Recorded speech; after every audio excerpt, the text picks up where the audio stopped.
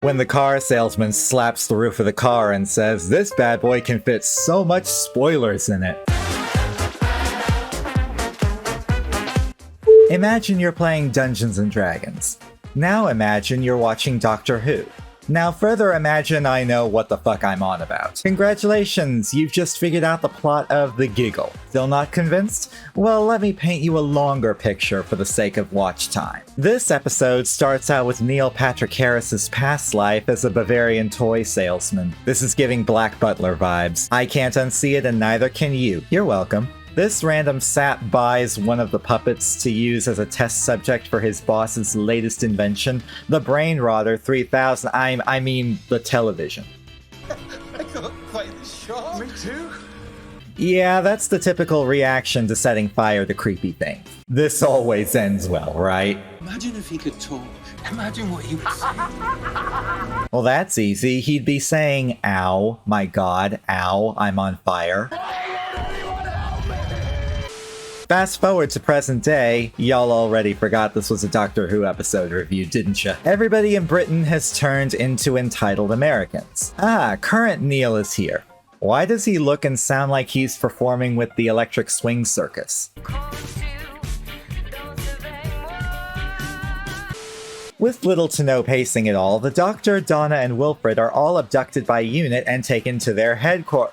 That's Stark Tower. That's literally Stark Tower. Hello? Did Tony leave UNIT in his will after Endgame? I bet Steve will have something to say about this. No, I don't think I will. Oh, so I'm wrong then. Never mind. We get to see Kate and Shirley again. Hey, Screamy Girl is back. Cliff Notes version. The world is suffering from an acute case of entitlement, which is caused by some spike in the brainwave, which UNIT is keeping under control through armband inhibitors created by something called Blinks. By the way, the Blinks is moving on. Kate demonstrates what happens when the inhibitor is turned off. She turns into a total conspiracy nutter.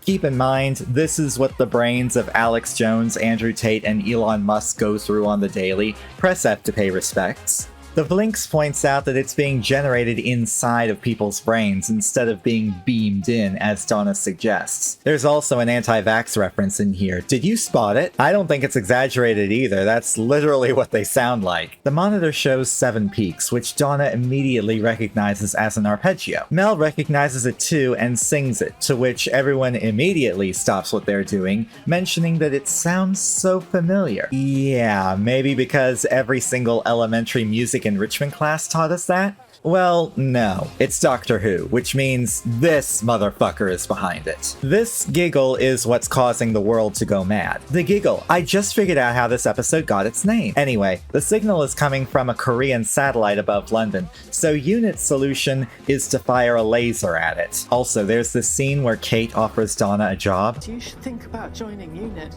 How much per year? 60,000. 120 plus 5 weeks holiday. Done.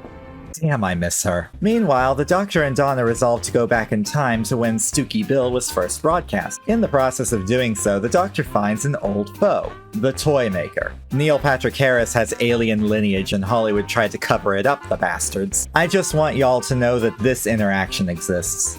Enough.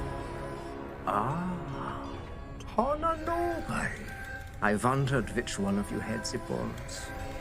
This is too good. Donna had the same theory everyone else had at first, thinking this was the Toymaker's TARDIS, but it's not Time Lord technology, it's more like a procedurally generated toy box powered by the Toymaker's imagination. Donna and the Doctor get separated again. Oh hey, it's that guy from earlier. And his body is made of wood. Now it matches his personality perfectly. I thought I was clever.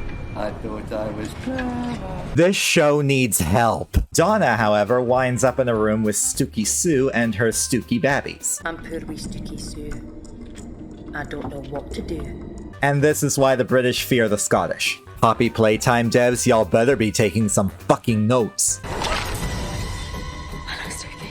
My name's Donna. Now I think you're a goner. Why do fans simp for these two over this fucking queen? Anything to add? Babbies. I'm sure I don't need to go into this scene considering it's been memed to hell and back. Well, that's all right then.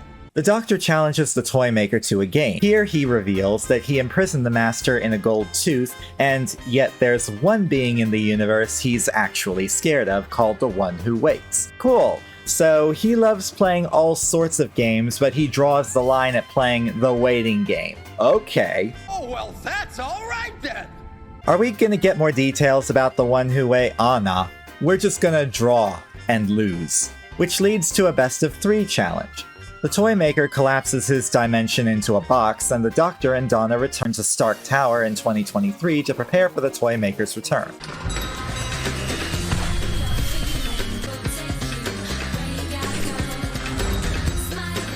What an entrance!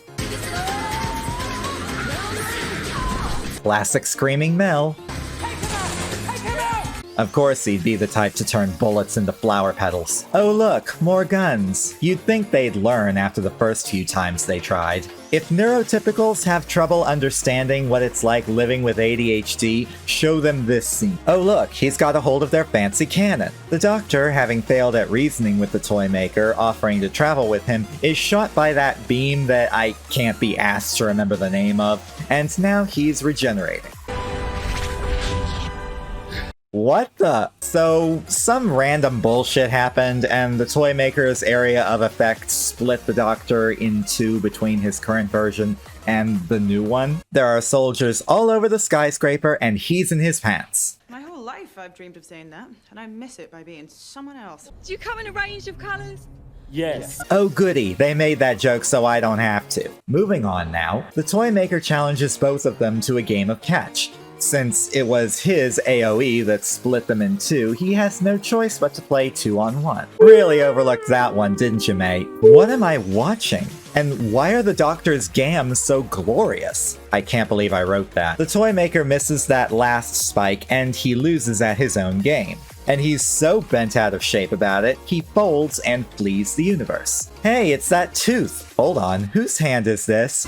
No freaking way. Tennant's Doctor feels a bit down about losing his TARDIS, but the Toymaker's residual AoE is here to solve this dilemma.